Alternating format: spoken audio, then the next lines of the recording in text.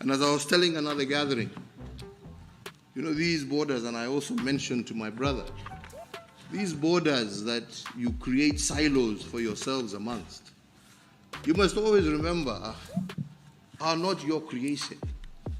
These were creations of people outside of this continent who made these borders not to develop you, but to extract from you.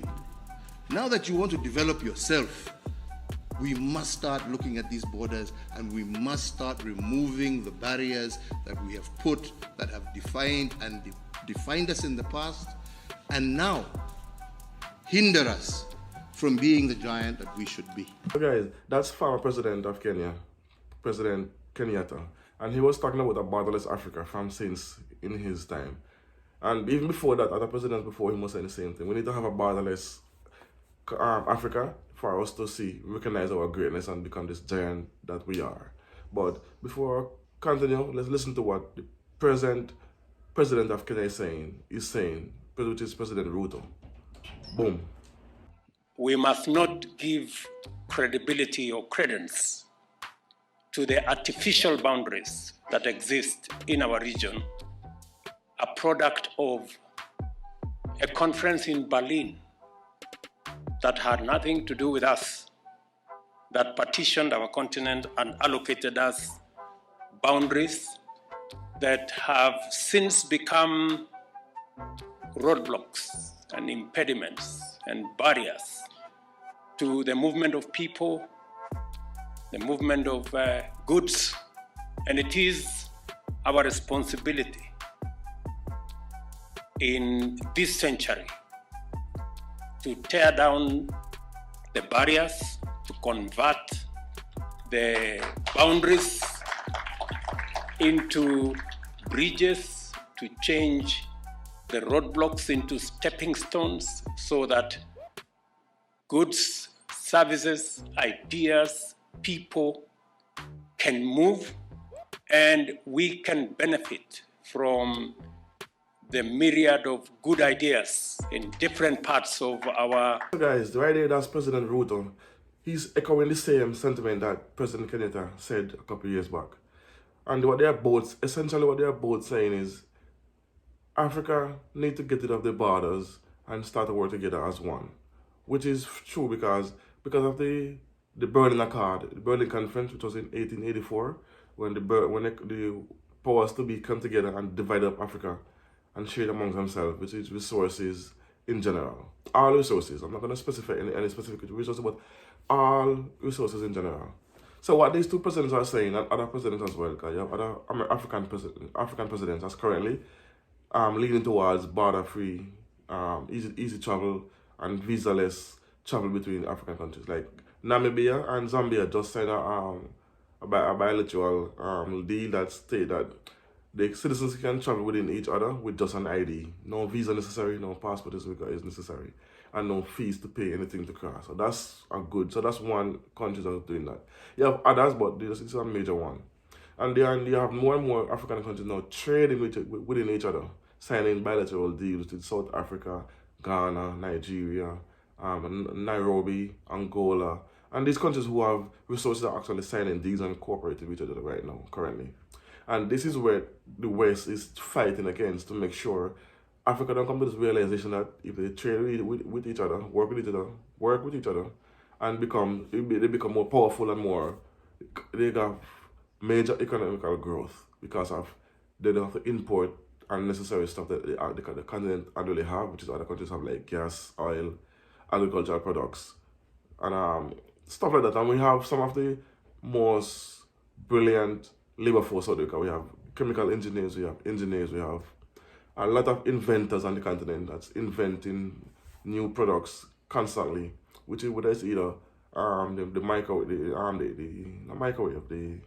the radio waves that transforming it into electricity, which is from Zambia, which is the guy that invented that.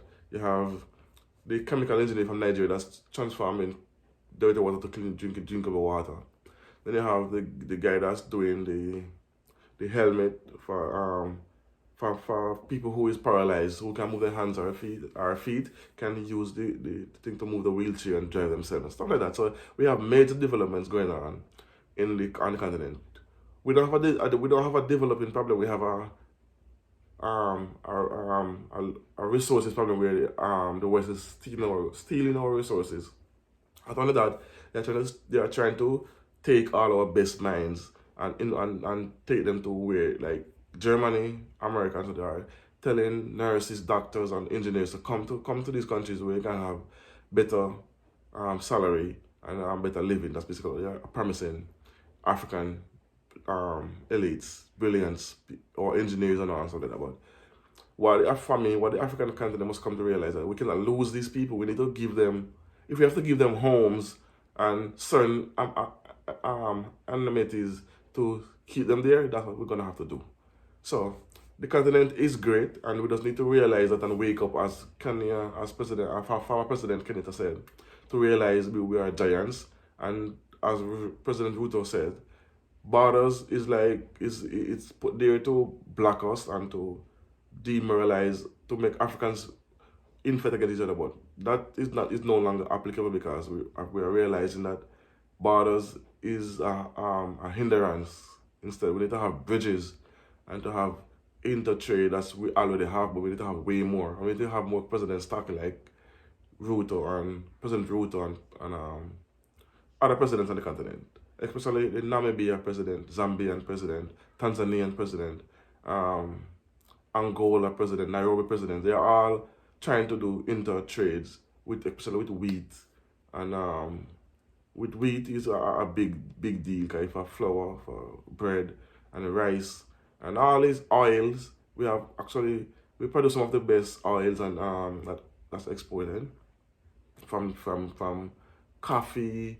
Think of it, Africa produce it and export it, and also being robbed for resources, like the natural resources, like the aluminum, the iron, gold, diamond, silver, cobalt, and all this stuff. So we need to start to get better deals, trade deals with some of these countries that's already reaping the benefits of the continent and ignoring us. So we need to come, and that's happening now. We are finding African countries now banning export of raw materials. So that's another plus on the continent. For those of you who don't know that, Africa is actually rising. We're realizing our potential, and we are banning resources from leaving the continent, and we are starting to trade with each other, having free movement also. It's gonna take some more time, but it's gonna happen, and then Africa gonna have this great explosion economically wise, and becomes a player on the global market. So anyway, thanks for watching. As I always don't know, it's the WSXM podcast. Tell a friend, like, share, and subscribe. So don't know. Leave me know what you think in the comment section about this topic, and we're gonna discuss it there as well. Peace, one love, boom.